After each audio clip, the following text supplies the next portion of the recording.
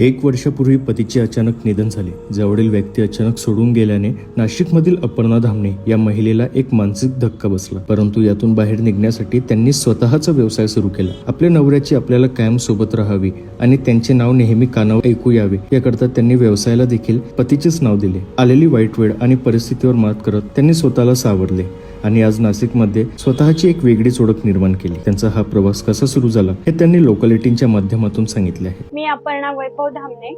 माझं इथे कलानगर चारबाग चौक रोडला वैभव आर्ट म्हणून शॉप आहे. त्यात मी गणपती, मखर, होम डेकोर अशा सर्व वस्तू ठेवते आणि त्या संपूर्ण हँडमेड आणि गणपती मखर कार्डबोर्डचे असतात आणि भाऊ आणि मी मिळून बनवतो. हे मी गेल्या 1 वर्षापासून शॉप सुरू केलेलं आहे. त्याआधी मी अकाउंटचा जॉब करायचे, त्याच्या आधी म्हणजे डेटा एंट्रीचा जॉब करायचे, नंतर अकाउंटचा जॉब स्टार्ट केला आणि मी नाशिक जिल्ह्यात कळवण तालुक्यामध्ये राहायचे. सर्व व्यवस्थित चालू होतं, पण 16 मार्च 2023 ला अचानक माझे मिस्टर एक्सपायर झाले. एकदम व्यवस्थित होतं सगळं. आमचं इंटरकास्ट लव्ह मॅरेज होतं, व्यवस्थित सगळ्या गोष्टी होत्या, पण हे सगळं अचानक घडल्यामुळे तो शॉक मला सहन नाही झाला. जवळपास 1 महिन्यानंतर माझ्या एका साईडचं पूर्ण कंपन व्हायला लागलं. मी इतक्या डिप्रेशन मध्ये गेली की जे सायकॅट्रिस्ट, आयुर्वेदिक ट्रीटमेंट घेतल्या, म्युझिक थेरपी, एंजल थेरपी सगळ्या करूनही रात्रभर झोप लागायची नाही किंवा एकदम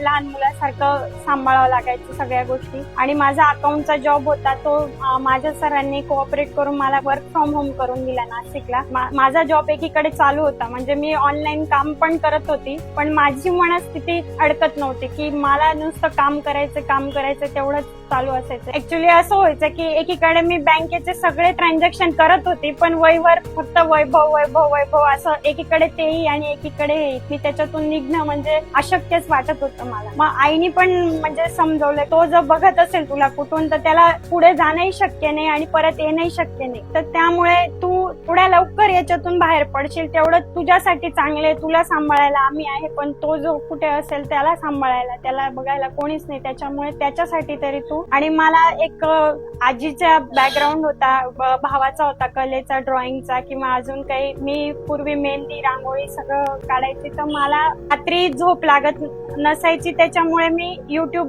वरून काही सर्च केलं की आपल्याला काही शिकता येण्यासारखं आहे का. मी पहिल्यांदा मोत्याची रांगोळी शिकली की रात्रभर शिकायला वेळ जातोय तो आपण मग ते शिकू, आपला वेळ निघून जातोय, आपल्याला झोप येते. मग परत अजून बघत गेली की हे बघू का ते बघू. आणि एक बॅकग्राऊंड होता की माझा भाऊ पहिल्यापासून घरगुती मखर वगैरे बनवायचं, बाकीच्या कला होत्या त्याच्याकडे. मग मला असं सुचलं की मी माझ्या नावाने पुढे जाण्यापेक्षा माझ्या मिस्टरांच्याच नावाने जर पुढे गेली तर हे मलाही समाधानकारक आहे आणि त्यांनाही जग ओळखेल. आज म्हणजे अनोळखी माणसाने वैभव आर्ट नाव वाचलं तर मला त्याचे खूप जास्त अभिमान वाटतो. मी 4 लोकांमध्ये मिक्स होते किंवा हे, तर मी विसरून जाते की आपण एवढ्या मोठ्या याच्यामध्ये. आणि लोकांनाही ते फर्स्ट टाइम तर कोणालाच कळत नाही की मिस्टर नाही आहे असं, कारण मी तेवढे कॉन्फिडंट पण असते, स्वतःला प्रेझेंट पण करू शकते सगळ्या गोष्टी. त्यामुळे मी वैभव आर्ट म्हणून हे सुरू केलंय. हा व्यवसाय चालू करण्यासाठी माझ्या जवळची मंडळी माझ्या सोबतच होती आणि ती कायम राहणार आहे, पण मला माझ्या मिस्टरांची साथ कायम हवी होती. त्याच्यामुळे मी त्यांच्या नावानेच हा व्यवसाय चालू करण्याचं ठरवलं. मला हे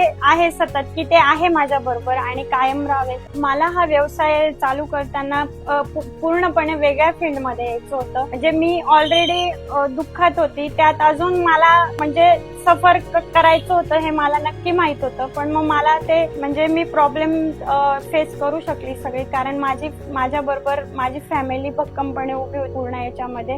एक वेळ अशी होती की मी स्वतःलाच मला कळत नव्हतं की मी काय बोलते, कशी वागते किंवा कधी रडते, कधी चिडते, कधी शांत होते.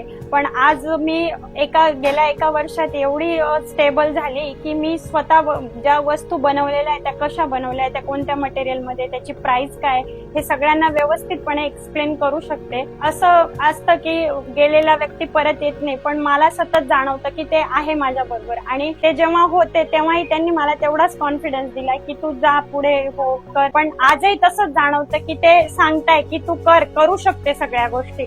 आणि मी ते पूर्णपणे यशस्वी होते. म्हणजे कधी अडचण आली तर मी फक्त म्हणते की वैभव यात जाईल का नाही पुढे, होईल का नाही पुढे, तर उत्तर कायम होच असतं आणि ती गोष्ट पूर्ण होते. आणि त्याच्या त्याच्यामध्ये माझ्या फॅमिलीचा पूर्णपणे मला सपोर्ट असतो, त्याच्यामुळे मी एवढं सगळ्या वस्तू बनवू शकते. आणि आज मी गणपतीचे मखर जे आमच्याकडे कार्डबोर्डचे म्हणजे बाहेर थर्माकोलचे मिळतात त्याच्यात मध्ये वेगळं फील केलेलं असतं किंवा इको फ्रेंडली नसतात, आज आमच्याकडे पूर्ण कार्डबोर्डचे मखर ते पण हँडमेड आम्ही स्वतः डिझाईन केलेले बनवू शकतो. आता माझ्याकडे सध्या या वस्तू उपलब्ध आहे, याच्यातल्या बरेचशा आम्ही कटिंग करून आणि स्वतःच्या हाताने पेंट केलेल्या आहे. त्यात होममेडच्या वस्तू येतात. हे ट्रेंडिंगला सध्या 12 महिन्यांचे कॅलेंडर हे येतं, नेम प्लेट येतं.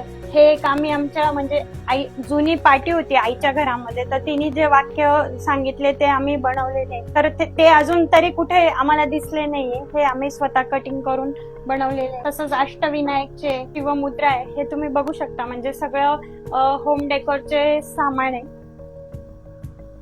लोकल 18 कुणाल